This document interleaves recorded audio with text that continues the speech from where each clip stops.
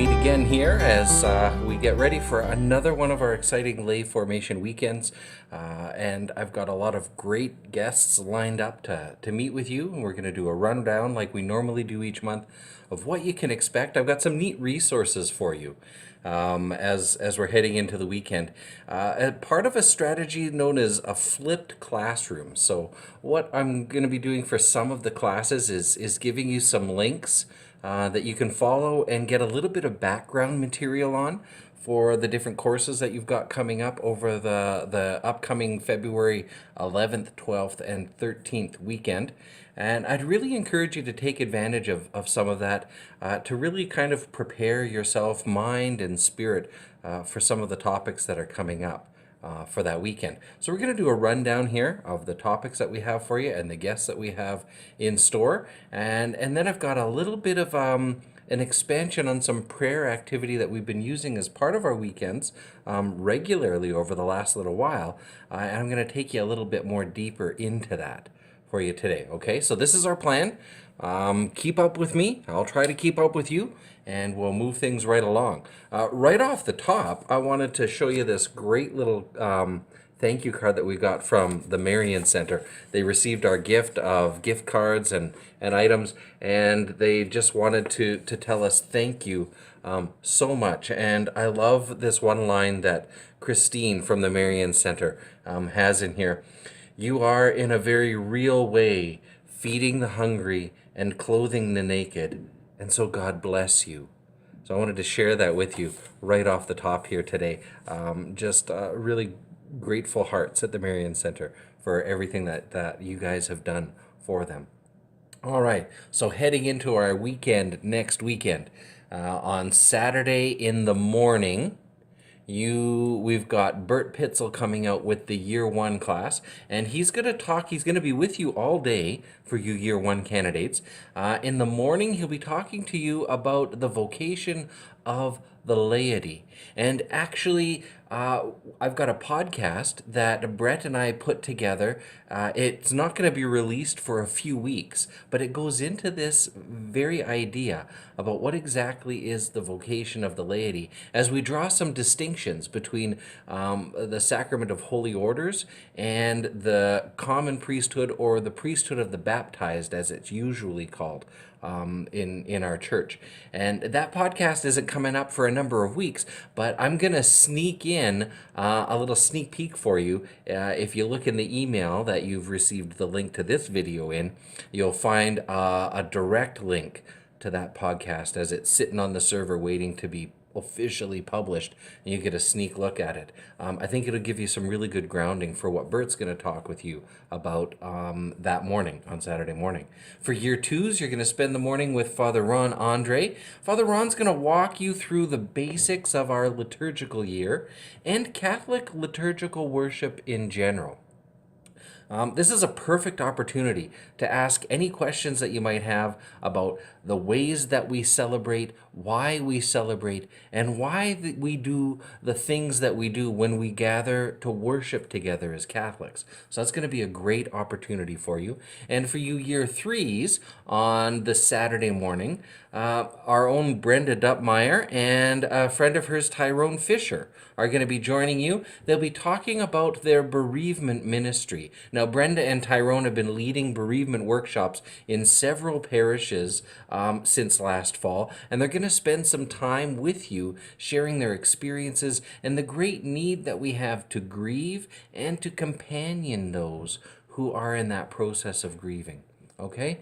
And so they're going to spend some time with you on those topics on Saturday morning. Now, in the afternoon, Year 1s, you're going to be with Bert Pitzel again, and he's going to pick up now the first part of our social justice series. Each year of your program, you'll have a segment on social justice with Bert Pitzel, and this is part 1 that he'll be doing. This year, he'll be laying some foundations and introducing you to the basic principles of Catholic social teaching that you'll be expanding upon in Years 2 and 3. You can get some great insight into Bert's background in social justice and a few of the initiatives that he's involved in here in the Archdiocese through the interview that Brett and I did with him on our Thinking Faith podcast back in December. And again, that link will be provided in the text of this email as well.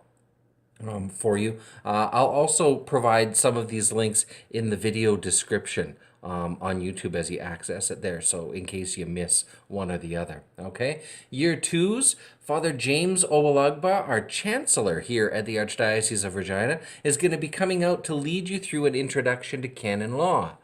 He's going to walk you through the relationship between church teaching, church law, and the pastoral mission of the church. We don't often think of laws in terms of having a pastoral component, but he's going to try to make those connections for you and show how each of those, the church's teachings, its canon laws, and its pastoral mission, informs and aids the other and helps to serve us for us as a guide to Christian life. I know he's really excited to come out and spend this time with you. I was just talking with him earlier this week about coming out with us and spending the day with us, and he's very much looking forward to that. Now, for year 3s, you've got a really good friend of mine, Pierre O'Reilly, coming out to talk with you about evangelization. Now, Pierre, as I said, he's a good friend, and he's got some wonderful practical insights and tips for sharing our faith with family, with friends, with neighbors, and co-workers. And as a really good prelude to this topic, I want to encourage you to take some time before the weekend to take a look at a couple of my favorite videos from Bishop Robert Barron on this very topic. The first one is effective evangelization. There's a second one, the 7 great qualities of a new evangelist, which I think underline those qualities very, very well. And the last one of my absolute favorites, on evangelizing through beauty. Evangelizing through beauty. I think if you take some time to spend with those 3 videos, they're only about 8 to 10 minutes each. So, one a day over the next couple of days, and you'll have looked through them. But I think he'll really kind of give you some good insights into our approach to evangelizing, our approach to sharing the faith with others. So that's your Saturday morning and Saturday afternoons. Now for Saturday evening, we've got Michelle Braden and Braden Kuntz from our youth ministry office here, right here at the diocese, coming out with a team of youth leaders and some of their youth ministry participants. They're going to be joining all of you for an evening of discussion on the principles and the experiences of ministering to and with the young men and women of our diocese. And they'll be sharing also some powerful experiences of prayer.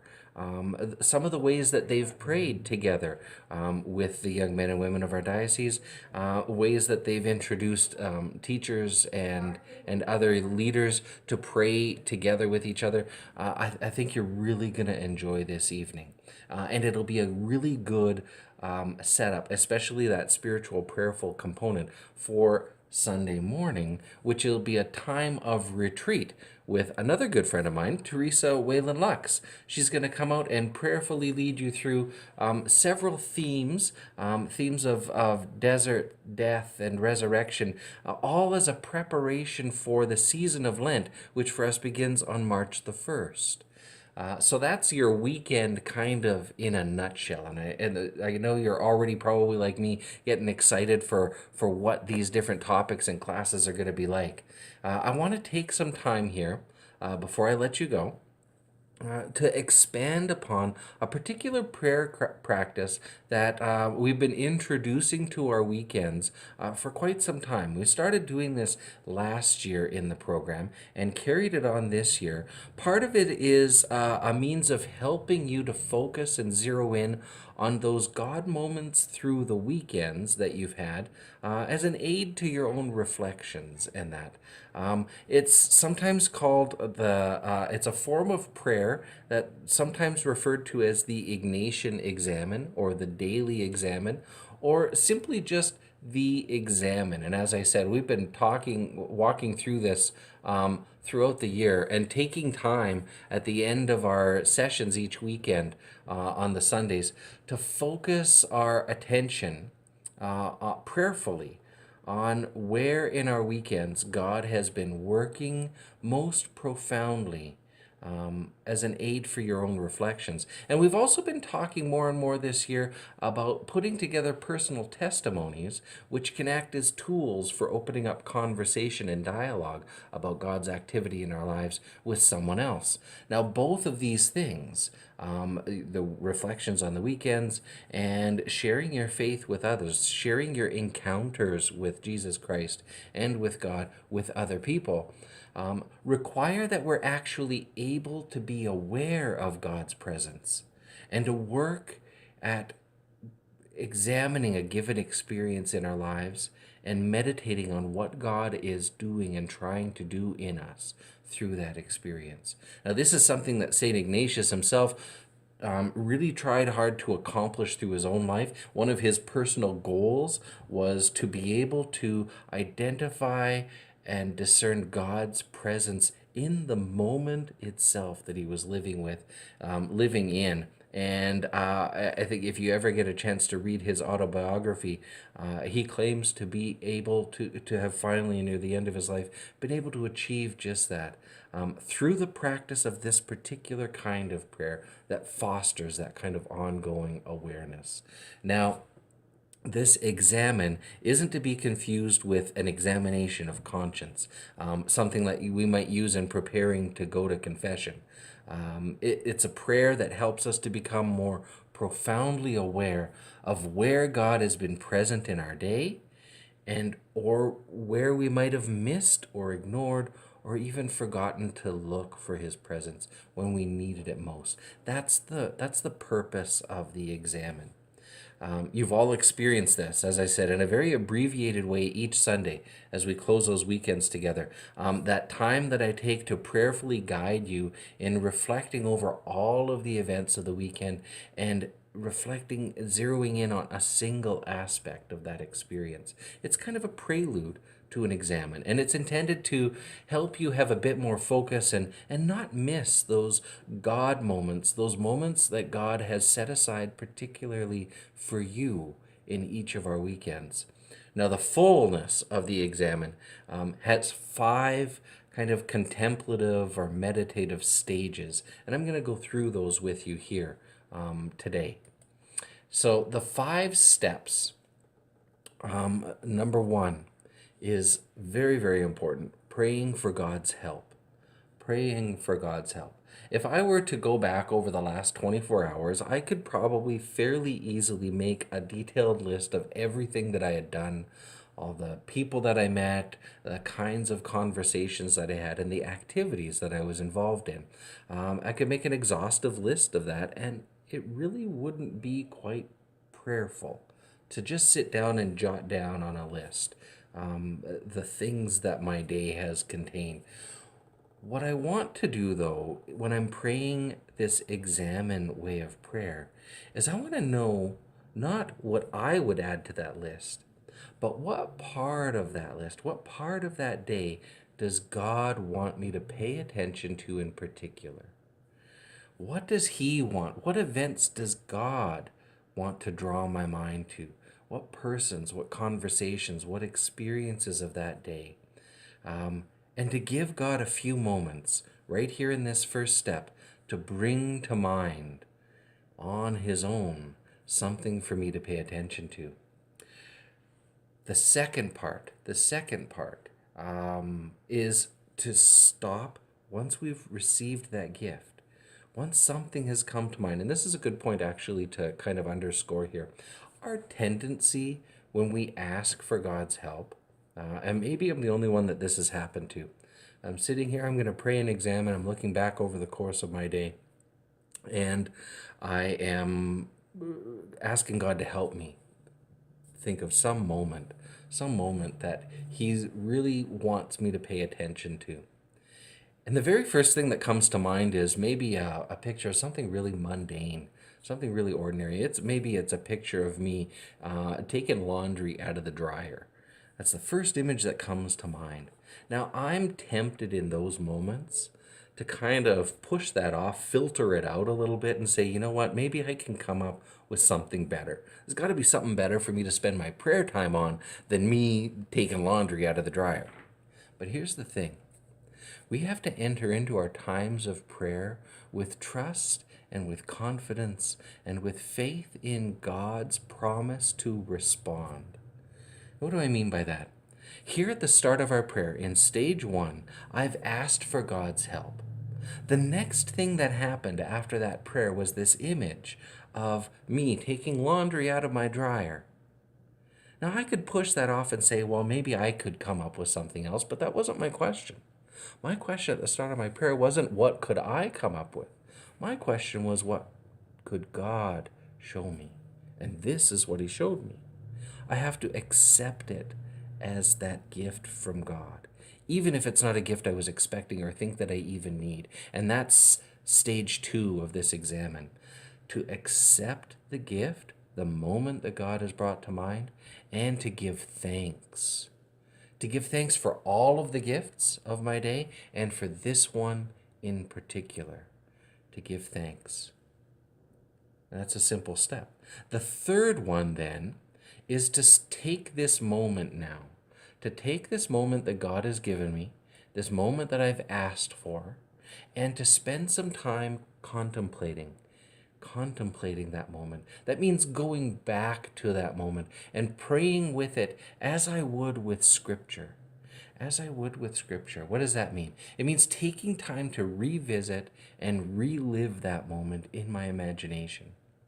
To let the words that were spoken, to let the actions, the events, to let the emotions that I experienced in that moment to really sink in, to really drink it up, and also to pay attention to what emotions, what affective aspects are taking place in me right now as I'm remembering it, to really let that touch me and resonate within me.